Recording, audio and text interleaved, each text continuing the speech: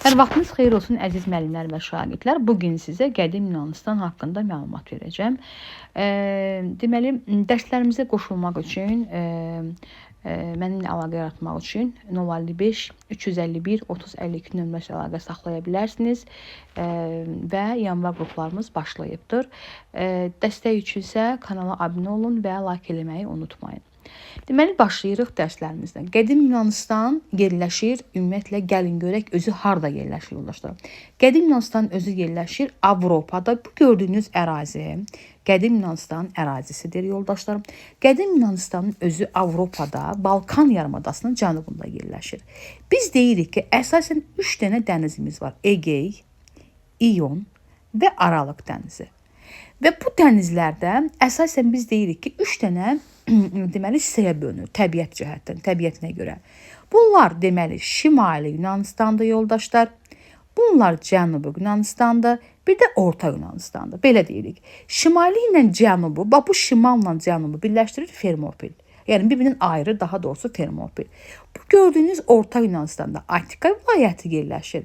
Cənubi Yunanistanda isə yoldaşlar Peloponnes adlanır və burada Mikena və Lakonika vilayətləri burada deməli yerləşmişdir.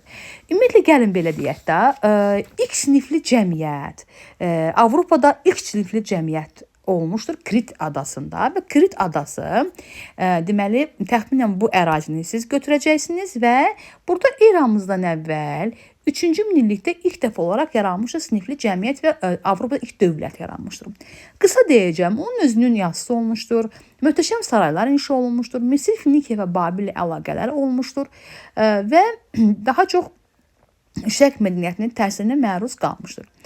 Daha sonra deyirik Mikena mədəniyyəti, yadınızda qalsın. Bu deməli Krit mədəniyyəti vulkan püskürməsi nəticəsində deməli belə deyək də tamamilə məhv olmuşdur və onun yerinə Mikena yaradılmışdır. Mikena mədəniyyətində ən vacib bilməli olduğunuz məqam nədir?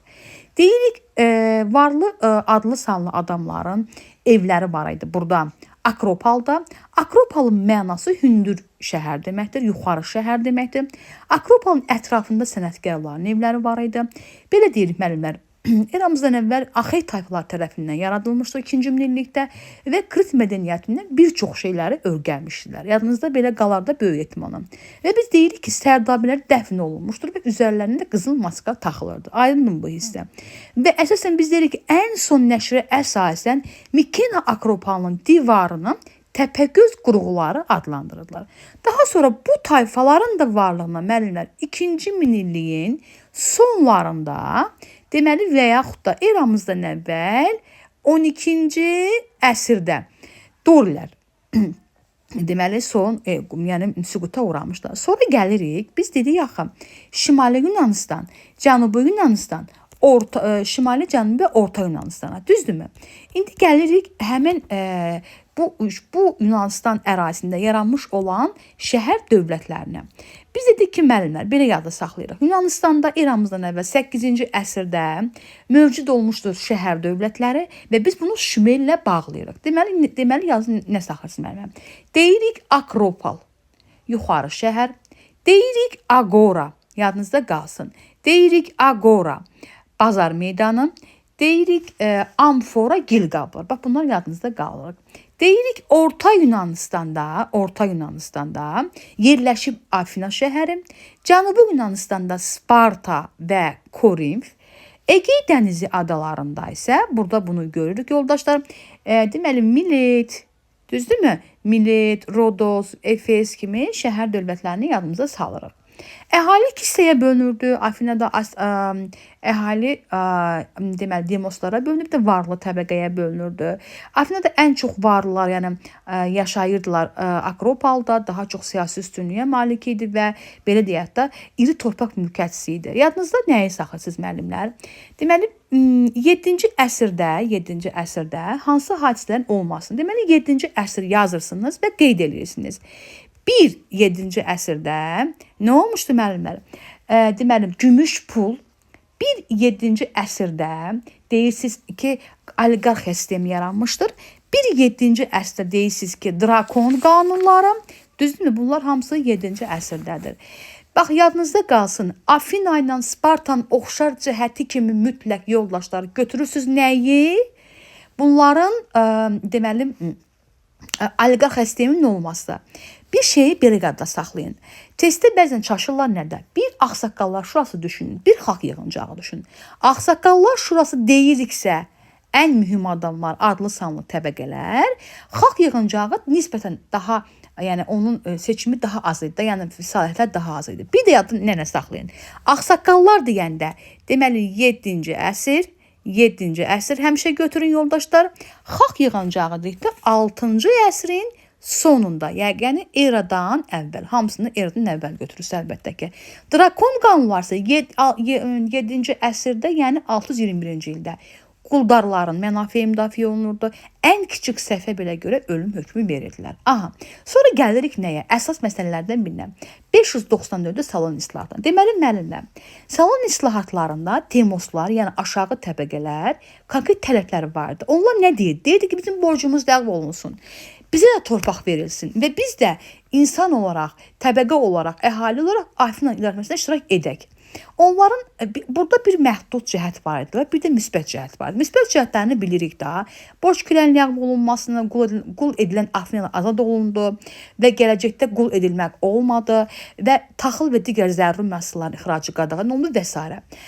Bir də var məhdud cəhət. Müəllimlər, yadınızda saxlayın. Onun məhdud cəhət oydu ki, hansı Afinanın əmlakı vardısa, onlar idarəetmədə iştirak edə bilərdi. Və müsbət cəhəti oydu ki, heç kəs əmlakın asılı olmayaraq hamısı xalq yığıncağında iştirak edə bilərdi. Artıq belə deyək də müəllimlər, salon islahatlarından sonra belə deyək, yəni daxili çəkişmələr nəticəsində artıq tiranlıq oldu və tiranlıqdan sonra artıq belə deyək, artıq 6-cı əsrin sonlarında Afinada üsyançılar tiranlığa son qoydular və xalq yığıncağı həyata keçdi. İndi gəlirik Sparta haqqında məlumat verməyə.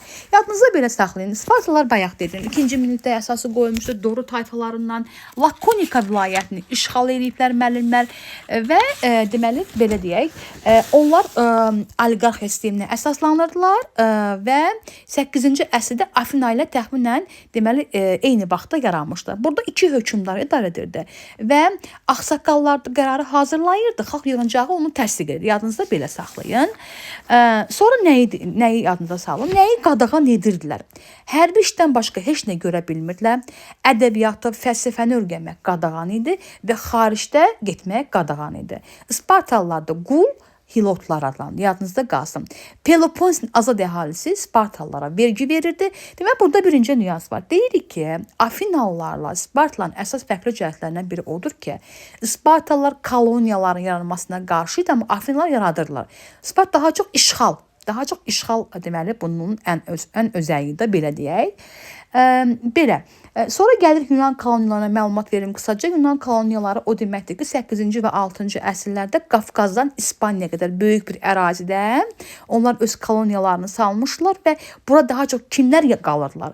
Bir torpaqsız kəndlər, bir də varlanmaq istəyən sənətkarlar. Yadınızda qalsın.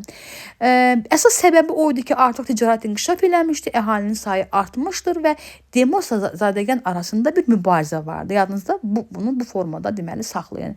Və daha çox müəllimlər Aralıq dənizinin sahilləri boyunca, yəni Aralıq dənizinin sahilləri boyunca məskunlaşma başladı. Sonra gəlirik Yunan-İran müharibələrinə. Ən vacib məqamlardan biridir. Mən bunu tez-tez deyəcəm. Yəni təxmin özünüzdə qeyd edin. Deməli, əslində Yunan-İran müharibələrinin bir səbəbi var idi müəllimlər. Belə ki, Əhəmənilər Kiçik Asiyanın qərbindəki Yunan şəhərlərini özünə tabe eləməyə başladı.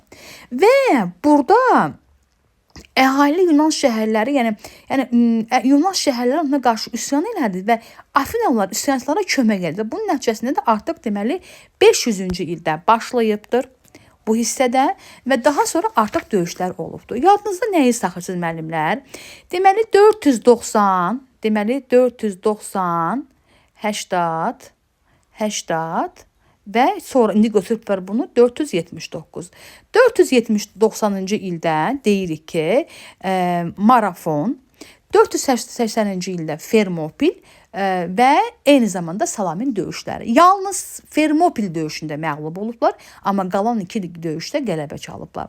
Belə deyək müəllimlər, Salamin döyüşü dəniz döyüşü kimi yadda qalır və 49-cu ildə deməli müqavilə imzalayıblar. Mən burada sizə döyüşlərin yerlərini, Afina şəhəri, Salamin, Platiya və Fermopil. Bunlar ərazilərin adı ilə deməli götürülmüşdür. Və müqavilədə də göstərildi ki, həmin müqaviləni mən deməli göstərildi ki, bu hissədə Ege dənizi adalarında və Kiçik Asiyada, yəni bu istiqamətdə yoldaşlar deməli üzmək qadağan edildi Əhəmənilərə. Və Əhəməni hərbi donanmasına, yəni Kiçik Asiyada olan torpaqları Əhəmənilər tanıdı Yunanistanın olmasını, yəni belə deyək. Və nəticədə deyir ki, burada artıq dəniz ittifaqı yaradıldı. 5-ci əsrdə dəniz ittifaqı deməli yaranmış. Afina ilə Sparta birləşdilər düşmənə qarşı vahid bir qüvvədə. Daha sonra nəyi deyə bilərik sizlə bərabər? Periklın çəklənmə dövrünü. Periklın dövrü çəklənmə dövrüdür. Yadınızda belə saxlayın müəllimlər. 5-ci əsr yadınızda saxlayın. 5-ci əsr və 5-ci əsrdə biz deyirik ki, deməli çəklənmə dövründə, yəni o bir dənə incə nüansı deyirik ki, yoxsullara işlədiklərinə görə əmək haqqı verilirdi. Bax, bu yadınızda qalsın. Və belə deyək müəllimlər, yəni yaxın vətən uğrunda həlak olunan ailəsinə köməklik göstərilirdi, taxıl pul yardımı yəni verilirdi yoxsul vətəndaşlara və Afinaların idarəetməsində deməli genişlənmişdir. Daha sonra deyirik ki, xalq, yəni kimlər iştirak edə bilərdi xalq yığıncağında? Söhbət Periklın dövründən gedir. Hansı ki, kimin ki 20 yaşı var, həmən insanlar iştirak edə bilərdir və burada qanunlar qəbul olunur, müharibə sülh məsələləri, dövlət məmurları seçilirdi. Yadda qalar da yəqin ki, böyük ehtimalla. Afina-Sparta müharibəsindən belə deyə bilərəm ki, müəllimlər, bu gördüyünüz Spartanın ərazisidir. Biz dedik ki, Spartalılar burada, deməli bu hissədə Sparta şəhərinin əsasını qoymuşdular və belə deyək, Dorilərin gəlmə xəttində bəli, buradan da Lakonika vilayətini deməli tutmuşdular. Yadınızda qalsın müəllimlər. Afina-Sparta müharibəsinin olması ümumiyyətlə Sparta hərbiləşdirilmiş bir dövlət idi və ordusu Falanga adlanırdı. 404, yəqin ki, bildiniz, eramızdan əvvəldən gedir söhbət müəllimlər və Afinalılar məğlub olmuşdur, Spartalılar qələbə çalmışdır və deməli Spartalıların hakimiyyəti altına düşmüşdür. Belə, növbətdə sizə maktub